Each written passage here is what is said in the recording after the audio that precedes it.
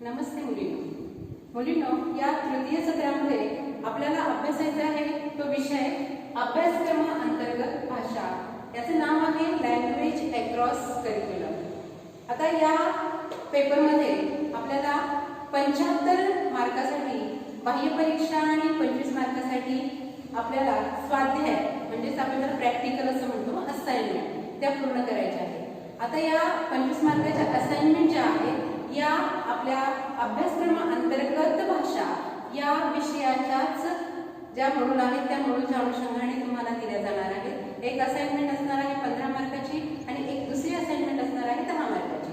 तर या ज्या असाइनमेंट आहेत या आपल्या 4 मॉड्यूलवर आधारित घटकावरच असणार आहे. कारण आपल्याला या अभ्यासक्रम अंतर्गत भाषा या विषयामध्ये 4 मॉड्यूलचा अभ्यास करायचा आहे आणि या 4 मॉड्यूलचा अभ्यास करताना त्याच्यामध्ये कोणकोणते घटक आपल्याला अभ्यासायचे आहे याचा जी काही माहिती आहे ती मी तुम्हाला आत्ताच्या तासात देणार आहे.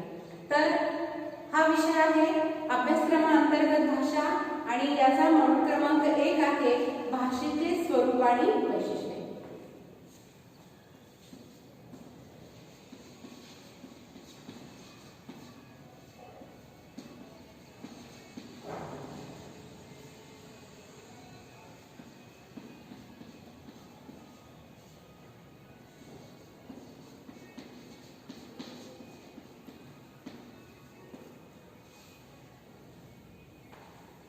हे आहे आपल्या मॉड्यूल क्रमांक 1 चं नाव. यामध्ये काही उपघटकांचा अभ्यास आपल्याला करायचा आहे आणि ते उपघटक आहेत जवळजवळ 12 उपमुद्दे किंवा उपघटक असं आपण त्याला म्हणणार आहोत आणि त्या उपघटकांचा अभ्यास आपल्याला करायचा आहे. त्यातला पहिला उपघटक आहे संभाषणाचा मूलभूत भाषिक अर्थ. संभाषणाचा मूलभूत भाषिक अर्थ language as basic means of communication. हा भाषिक अर्थ या ठिकाणी पाहायचा आहे. त्याचबरोबर दुसरा घटक आहे मानवी विशेष वर्तन, चिन्ह प्रणाली, मौखिक आणि लेखी. या घटकामध्ये आपल्याला स्पेसिफिक ह्युमन बिहेवियर,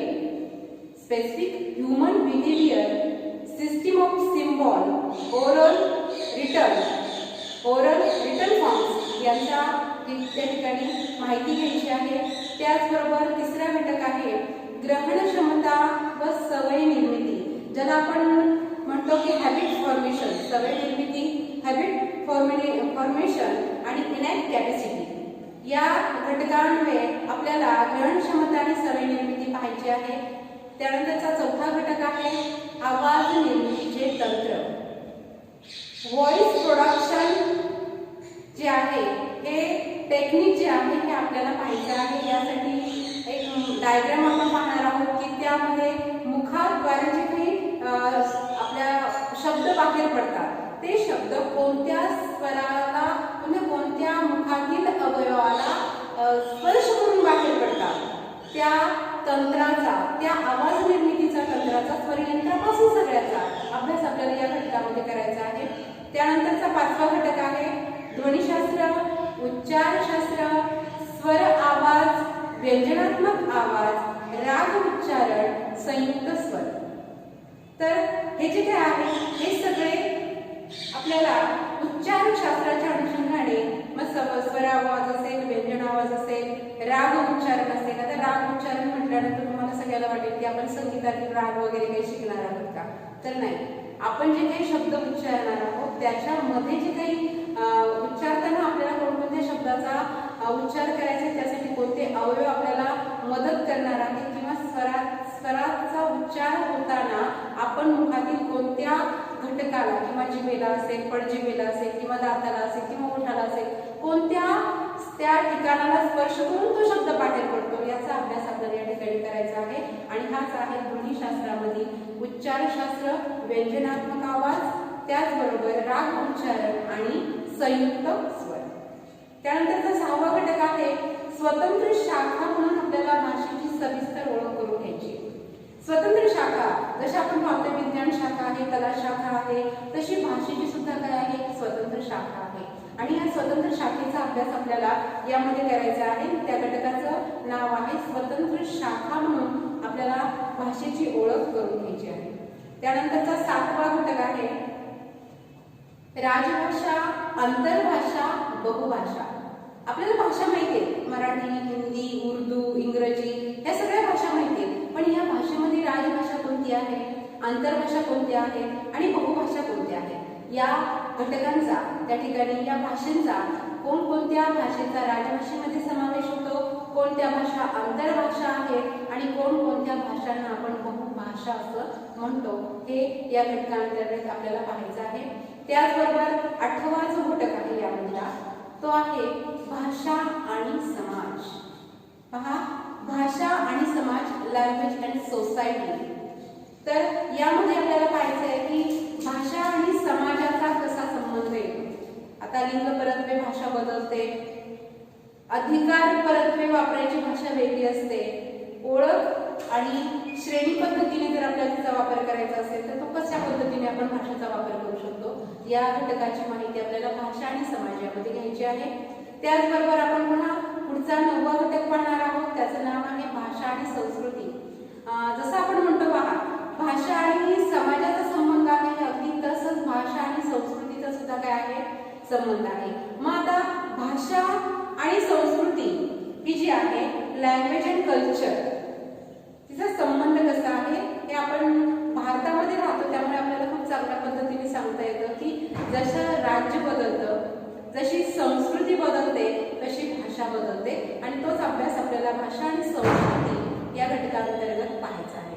त्याचबरोबर पुढचा घटक आहे भाषा आणि वाङ्मय. पहा, वाङ्मयाची परंपरा कोणाला जास्त लाभलेली आहे, तर भाषेला लाभलेली आहे.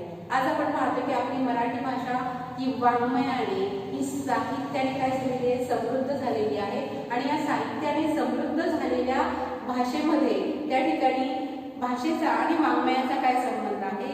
आपण जर पाठ्यपुस्तके पाहिली इयत्ता 1ली पासून ते इयत्ता 10वी पर्यंत किंवा MA पर्यंत आपण पाठ्यपुस्तकं पाहतोय किंवा MA पर्यंत असणारा जो काही अभ्यासक्रम आहे यामध्ये जर आपण पाहिलं तर वेगवेगळ्या साहित्यांचा समावेश झालेले त्या ठिकाणी लेख आपल्याला अभ्यासायला मिळतात. मग अशा या वाङ्मयाचा भाषेशी काय संबंध आहे हे तुम्ही निश्चितच आतापर्यंत पाहिलं असेल, पण तो संबंध काय आहे तो आपल्याला यामध्ये पाहायचा आहे. ठीक आहे. यानंतरचा पुढचा घटक आहे 11 नंबरचा पहा.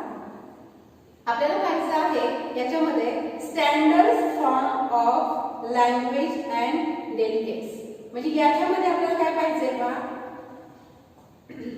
प्रमाण भाषा आणि बोली भाषा. प्रमाण भाषा आणि बोली या प्रत्येकाच्या कशा असतात, वेगवेगळ्या असतात. म्हणून आपण म्हणतो की यांची बोली भाषा वेगळी आहे, त्यांची बोली भाषा वेगळी आहे, हो की नाही. जसं जसा प्रदेश बदलतो तशा तशा काय होतात, बोली बदलत जातात. मग प्रमाण भाषा आणि बोली याचा अभ्यास आपल्याला त्या ठिकाणी करायचा आहे. आणि याच मॉड्यूल मधला आपला शेवटचा घटक आहे की भाषा आणि विचार प्रक्रिया, ज्याला आपण असं म्हणतो की लँग्वेज अँड थिंकिंग प्रोसेस. पहा, आपण विचार कुठल्या भाषेतून करतो, आपली जी काही मातृभाषा असते ना, आपण त्याच भाषेतून काय करत असतो, विचार करत असतो. आणि भाषा ही विचार प्रक्रिया ही भाषेवर अवलंबून असते. ती कशी अवलंबून आहे ते आपण या घटकामध्ये पाहणार आहोत. हे सगळे 12 घटक आपण या मॉड्यूलमध्ये काय करणार आहोत, इन्क्लूड केलेले आहेत आणि यामध्ये अभ्यासणार आहोत. आणि हे 12 उपघटकांचा अभ्यास केल्यानंतर आपलं मॉड्यूल क्रमांक 1 जे काय आहे त्याचं नाव जे आहे की भाषेचे स्वरूप आणि वैशिष्ट्ये, ते या ठिकाणी आपल्याला माहिती होणार आहे. स्वरूप कधी समजेल, हे उपमुद्दे आपण ज्यावेळेस अभ्यासू, हे उपघटक ज्यावेळेस आपण अभ्यासू त्यावेळेस आपल्या असं लक्षात येईल की आपल्या भाषेचं स्वरूप कसं आहे आणि त्याची वैशिष्ट्ये कोणती आहे. आपला विषय आहे लँग्वेज अक्रॉस करिक्युलम. मग आपल्याला फक्त मराठी भाषा आपली मातृभाषा म्हणून फक्त त्या भाषेचा अभ्यास करायचा नाही, तर मराठी, हिंदी, इंग्रजी, उर्दू, गुजराती ज्या ज्या भाषा असतील त्या भाषा या भाषा अभ्यासक्रमांतर्गत भाषा या विषयामध्ये येतात. म्हणून पाहताना आपण जी काही उदाहरणं आहेत ती उदाहरणं आपण सगळ्याच भाषेच्या अनुषंगाने पाहणार आहोत. मग आता ज्या राज्यामध्ये जी भाषा बोलली जाते त्या अनुषंगाने उदाहरणं त्या ठिकाणी येतील. आपण महाराष्ट्रामध्ये राहतो म्हणून आपण मराठी, हिंदी आणि इंग्रजी या 3 भाषांची काय करू शकतो, उदाहरणे घेऊन आपण ही भाषा अभ्यासक्रमांतर्गत भाषा या घटकाचा अभ्यास त्या ठिकाणी करू शकतो. ठीक आहे. यानंतर आपण मॉड्यूल क्रमांक 2 पाहणार आहोत. मॉड्यूल क्रमांक 2चं नाव आहे भाषेची संपादने.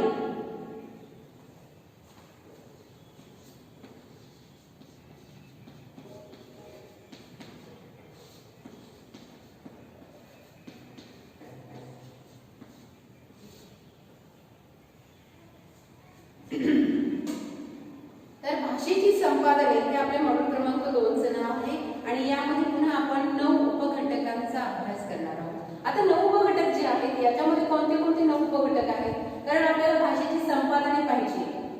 तर यातला पहिला जो घटक आहे त्याचं नाव आहे भाषेची संपादन प्रक्रिया. भाषा संपादनाचे विविध टप्पे, भाषा कशी संपादन करता येऊ शकते आणि मग तिचे टप्पे कोणते, हा झाला पहिला घटक. त्यानंतरचा दुसरा घटक आहे त्यामध्ये आपण काय पाहणार आहोत, तर वेगवेगळे जे काही भाषा सिद्धांत मांडणारे जे काही वेगवेगळे तत्ववेत्ते आहेत की ज्यांनी भाषेचा अभ्यास केला आहे त्यांचे जे काही सिद्धांत आहेत त्या सिद्धांताचा अभ्यास आपल्याला उपघटकामध्ये करायचा आहे 2. तर त्यामध्ये आपण कोणकोणते तत्ववेत्ते पाहणार आहोत, तर एक आहे जॉन ड्यूई, त्यानंतर पिगलेट, 3 वायगोस्की, 4 चॉम्स्की.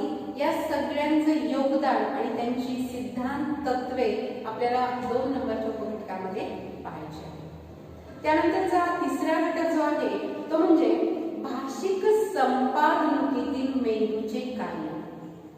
भाषिक संपादनुकीत मेंदूचे कार्य करायचे त्याला आपण म्हणतो functions of brain in language acquisition. या मेंदूचं कार्य पाहिजे कशामध्ये, तर भाषिक संपादनुकीमध्ये. आणि हे तिसरा उपघटक आहे आणि तो निश्चितच आपल्याला पाहिल्यानंतर लक्षात येईल खरंच मेंदू आपलं खूप चांगलं काम करतो भाषा संपादनामध्ये आणि ते आपल्याला डिटेल या उपघटकामध्ये अभ्यासायचं आहे. त्यानंतरचा चौथा घटक आहे समाजीकरणात किंवा सामाजिकीकरणात भाषेची विविधता. भाषा समाजात त्या ठिकाणी आपण बोलतो, पण या सामाजिकीकरणामध्ये त्या भाषेची विविधता कशी आहे ती या उपघटकामध्ये पाहायची आहे. त्यानंतरचा पाचवा उपघटक आहे वैयक्तिक जीवनात मातृभाषेचे स्थान व महत्त्व. प्रत्येक माणसाला किंवा प्रत्येक व्यक्तीच्या जीवनात भाषेला अनन्य साधारण महत्त्व आहे. मग या वैयक्तिक जीवनात भाषेचे जे काही स्थान आहे आणि भाषेचं जे महत्त्व आहे ते या उपघटकामध्ये विचारात घेणार आहोत, पाहणार आहोत. त्यानंतरचा 6वा घटक आहे शाब्दिक बौद्धिकता आणि त्यानुसार उपक्रमाचा विकास.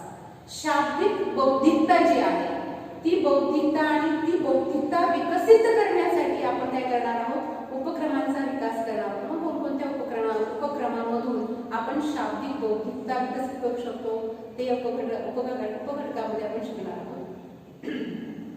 त्यानंतरचा 7वा मुद्दा आहे व्यक्तिगत विकासात भाषेचे स्थान. व्यक्तिमत्व विकास आणि व्यक्तिगत विकास.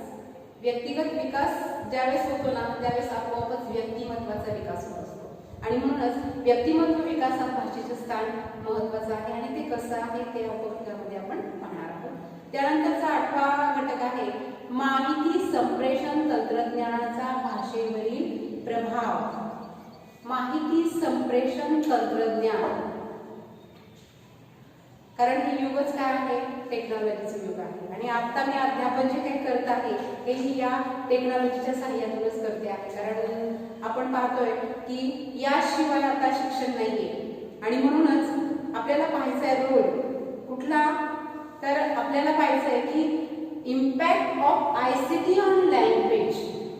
ICTचा जो काही प्रभाव आहे तो प्रभाव भाषेवर कशा पद्धतीने पडलेला आहे आणि तो प्रभाव आपल्याला पाहिजे म्हणजे माहिती संप्रेषण तंत्रज्ञानाचा भाषेवरील प्रभाव. त्यानंतरचा सगळ्यात शेवटचा घटक आहे या मॉड्यूलमधला तो आहे इंग्रजीचा मातृभाषेवर पडलेला प्रभाव.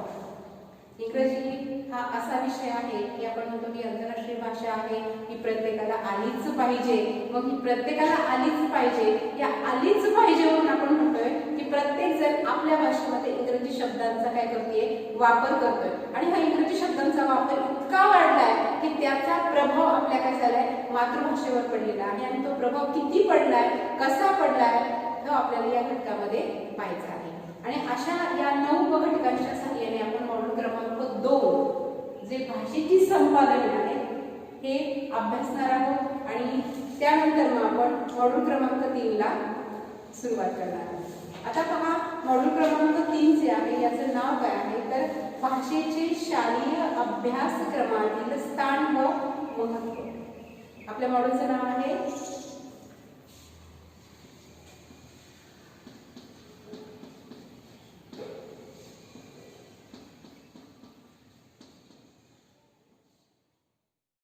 शालेय अभ्यासक्रमातील भाषेचे स्थान, भाषा अध्ययनाची मध्यवर्ती कल्पना.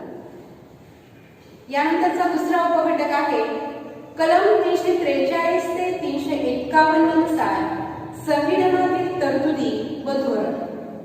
यामध्ये आपण वेगवेगळ्या आयोगांची जी काही धोरणं आहेत त्या धोरणांचा किंवा तरतुदींचा अभ्यास करणार आहोत. त्यामध्ये पहिला आयोग आहे कोठारी आयोग, 2 राष्ट्रीय शैक्षणिक धोरण 1986.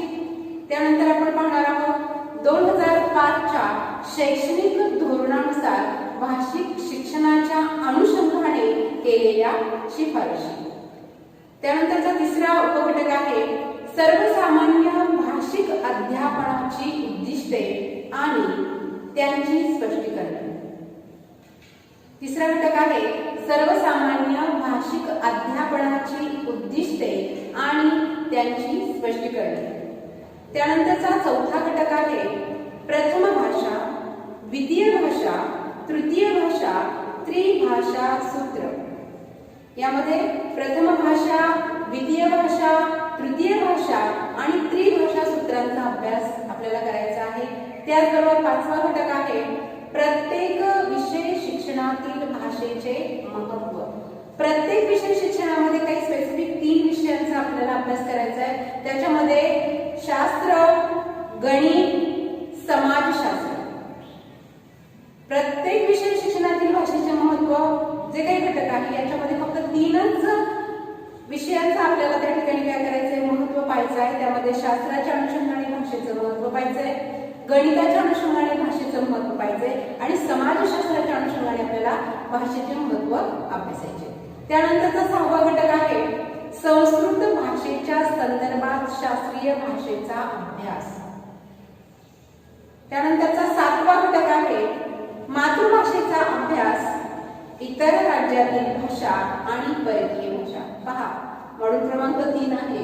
याच्यामध्ये आपल्याला भाषेचे शालेय अभ्यासक्रमातील स्थान आणि महत्त्व अभ्यासायचे, पण त्याचबरोबर आपल्याला काय करायचं आहे, आपल्या मातृभाषेचा तर अभ्यास करायचाच आहे, त्याचबरोबर इतर राज्यातील भाषा सुद्धा आपल्याला पाहिजे आहेत आणि त्याचबरोबर परकीय भाषा सुद्धा पाहिजे आहेत.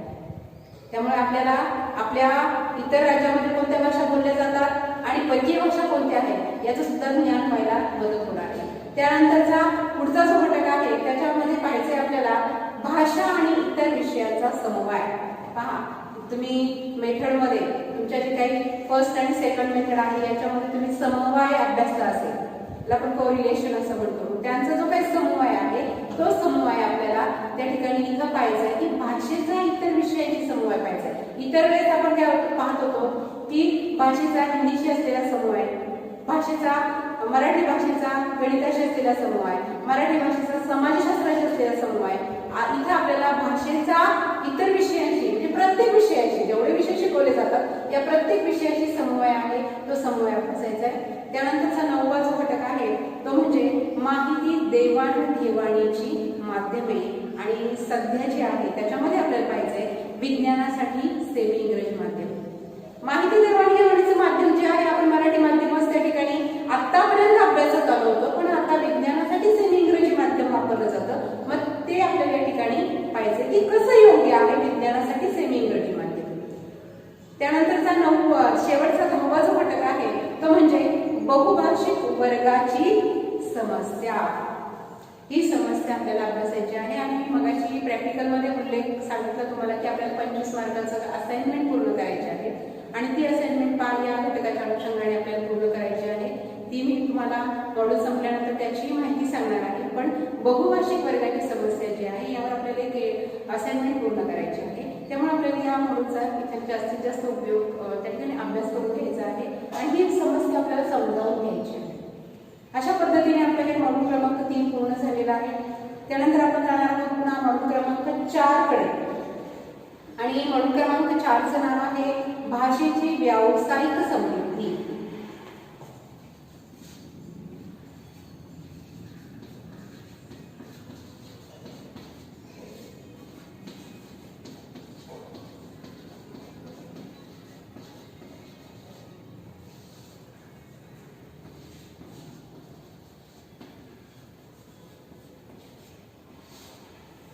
भाषेची व्यावसायिक समृद्धी आपल्याला पाहिजे आहे. याच्यामध्ये पण आपण 8 घटकांचा त्या ठिकाणी अभ्यास करणार आहोत. आता यातला पहिला जो घटक आहे तो म्हणजे भाषेचे अध्यापन शास्त्र. त्यामध्येच पुन्हा भाषा अध्यापनाच्या विविध पद्धती. त्या पद्धती कोणत्या आहेत? आरोह अवरोह पद्धती, रचनात्मक पद्धती, व्याकरण रूपांतरण पद्धती, प्रत्यक्ष पद्धती, आंतरक्रियात्मक अध्यापन आणि सहकार्ययुक्त अध्ययन. यामधील बऱ्याच पद्धती आपण आपल्या मेथडमध्ये अभ्यासलेल्या आहेत, पण त्यापेक्षा ज्या वेगळ्या आहेत त्याचा अभ्यास आपल्याला यामध्ये करायचा आहे. कारण भाषा शिकायची आहे आणि मग त्यासाठी आपल्याला किंवा भाषा शिकवायची आहे आपल्याला, तर आपल्या वेगवेगळ्या पद्धती ज्ञात असल्या पाहिजेत. मग त्या पद्धती कोणत्या आहेत?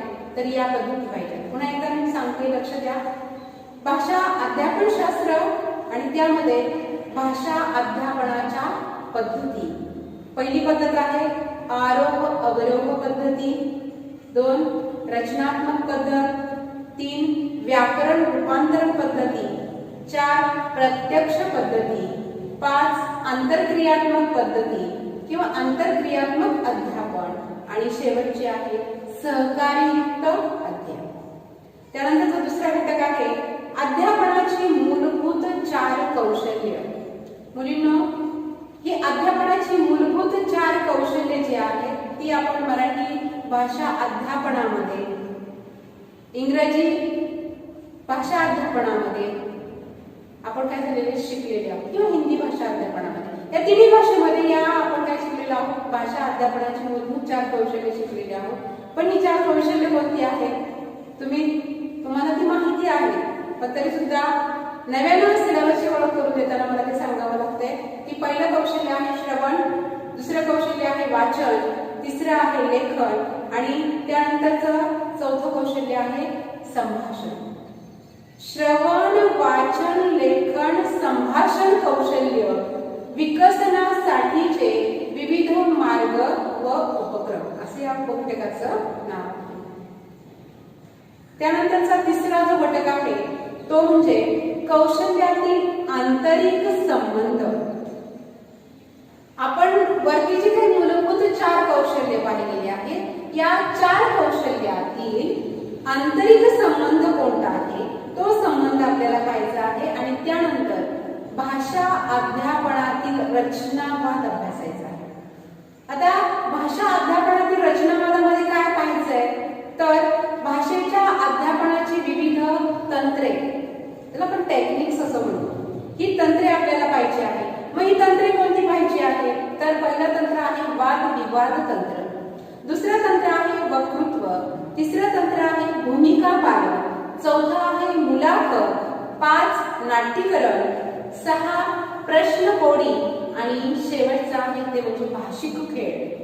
या पद्धतीने या टेक्निक्सनं जर तुम्ही मराठी भाषा शिकवली, हिंदी भाषा शिकवली, इंग्रजी भाषा शिकवली किंवा अन्य भाषा शिकवली तर निश्चितच मुलांना काय होणार आहे, समजायला सोपी जाणार आहे. आणि म्हणून तुम्हाला जर भाषा अध्यापनामध्ये रचनावाद आणायचा असेल, तुम्हाला भाषा अध्यापनाची विविध टेक्निक्स त्या ठिकाणी काय करावे लागणार आहे, शिकावी लागणार आहे. ती तुम्हाला जाणून घेतली पाहिजे ती तुम्ही आणि त्या पद्धतीने तुम्ही ते टेक्निक्स तुमच्या अध्यापनामध्ये वापरले पाहिजेत. हे टेक्निक्स वापरल्यानंतरच आपल्या भाषेची व्यावसायिक समृद्धी होण्यास मदत होते. त्यानंतरचा पुढचा चौथा घटक आहे शब्द समृद्धी वाढवणे. भाषा शिकायची म्हणजे काय करायचं असतं तर भाषा शिकायची म्हणजे आपल्याला भाषेची शब्दसंपत्ती वाढवली पाहिजे. मग शब्दसंपत्ती वाढवण्यासाठी आपण काय केलं पाहिजे तर यामध्ये आपल्याला भाषेचं व्याकरण ज्ञात असणं गरजेचं आहे. ज्या भाषेचं व्याकरण आपल्याला चांगलं येतं ना तीच भाषा आपल्याला खूप छान पद्धतीने बोलता येते आणि म्हणून भाषेचे व्याकरण आपल्याला त्या ठिकाणी ज्ञात असलं पाहिजे. तर आपण त्यामध्ये काय काय शिकलं पाहिजे त्यावेळेस आपली शब्द समृद्धी त्या ठिकाणी वाढेल. मग आपण काय केलं पाहिजे तर पहा, अकर्मक सकर्मक शब्द समृद्धी, समानार्थी विरुद्धार्थी शब्द, भाषांतरण, त्याचबरोबर शब्दाचे नामापासून विशेषण तयार करणे, क्रियापदापासून नाम तयार करणे, क्रियाविशेषणापासून नाम तयार करणे किंवा नामापासून क्रियापद तयार करणे. हे टेक्निक ज्याला येतं ना त्याची भाषा समृद्ध होते. आणि म्हणून आपल्याला हे टेक्निक काय करायचं आहे, शिकायचं आहे. आणि ते टेक्निक ज्यावेळेस आपण अचीव करू ना, त्यावेळेस आपल्याला निश्चितच आपल्याला ती भाषा बोलता येऊ शकते. आणि ती भाषा बोलता येते कारण आपल्याला ही सगळी शब्द संपत्ती माहिती झालेली असते. आणि म्हणून आपली भाषा समृद्ध बनवता येते. आणि म्हणून शब्द समृद्धी वाढवणे हे या ठिकाणी फार महत्वाचं आहे. बऱ्याच वेळा आपल्याला काय होतं की एखादी भाषा आपण बोलायला घेतो, म्हणजे जी भाषा आपल्याला ज्ञात आहे, थोडीशी ज्ञात आहे, ती भाषा आपल्याला काय करायची असते, बोलायची असते. पण बऱ्याच वेळा आपल्याला योग्य शब्द आठवत नाही. मग ते का आठवत नाही, कारण तिचा शब्द साठा आपल्याकडे कमी असतो. आणि म्हणून योग्य शब्द वापरणे हे सुद्धा काय आहे, टेक्निक आहे. आणि ते टेक्निक त्या ठिकाणी आपल्याला शब्द समृद्धी वाढवल्यानंतरच मिळवता येतं. आणि म्हणून या घटकामध्ये आपल्याला ह्या गोष्टींचा विचार करायचा आहे की आपल्याला भाषा शिकायची ना, तर आपली शब्द समृद्धी वाढवली पाहिजे. हे घटकामध्ये आपण शिकणार आहोत.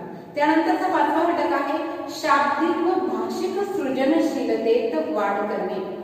शाब्दिक सृजनशीलता वाढली पाहिजे, भाषिक सृजनशीलता वाढली पाहिजे.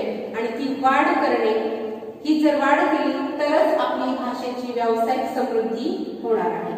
त्यानंतरचा 6वा घटक आहे भाषांतरण कलेचा विकास व सृजनात्मक लेखनाचा विकास.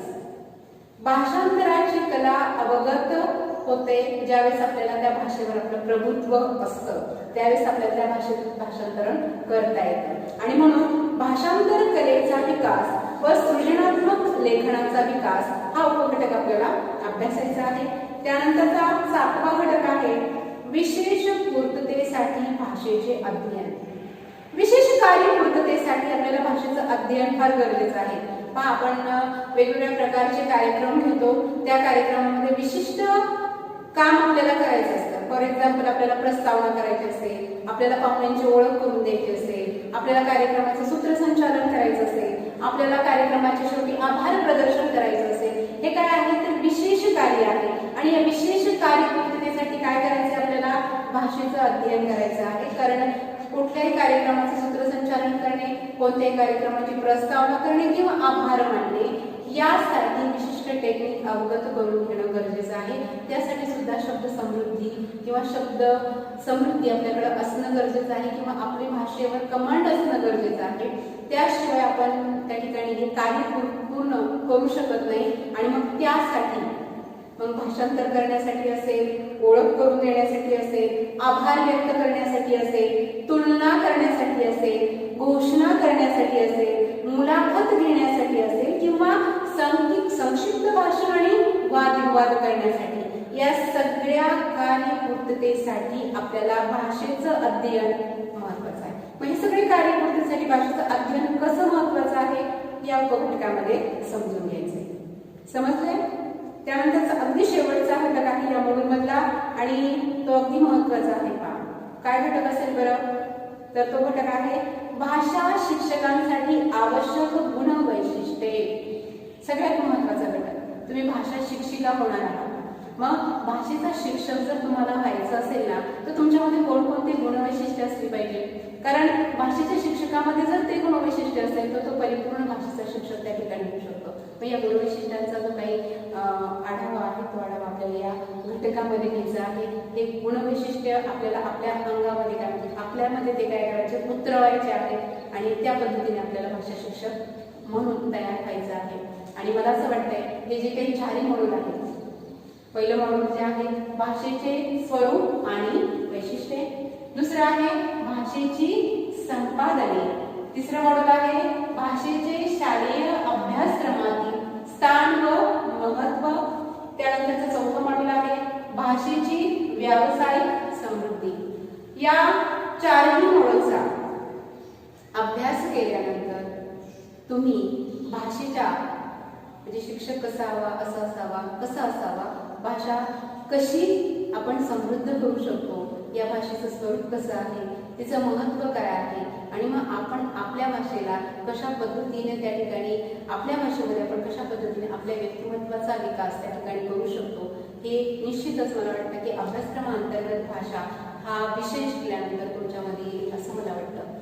आणि अशा पद्धतीने हा 4ही मॉड्यूलचा जो काही आशय आहे तो आशय त्या ठिकाणी मी तुम्हाला सांगितला आहे. या अभ्यासक्रमान्वये आपण रोज त्या ठिकाणी टाइम टेबलनुसार त्यानुसार एक एक तासिका या विषयाची त्या ठिकाणी होणार आहे। तेव्हा आजच्या तासाला फक्त आपण सिलेबसची ओळख करून घेतलेली आहे। तेव्हा आजचा तास या ठिकाणी संपतोय। धन्यवाद।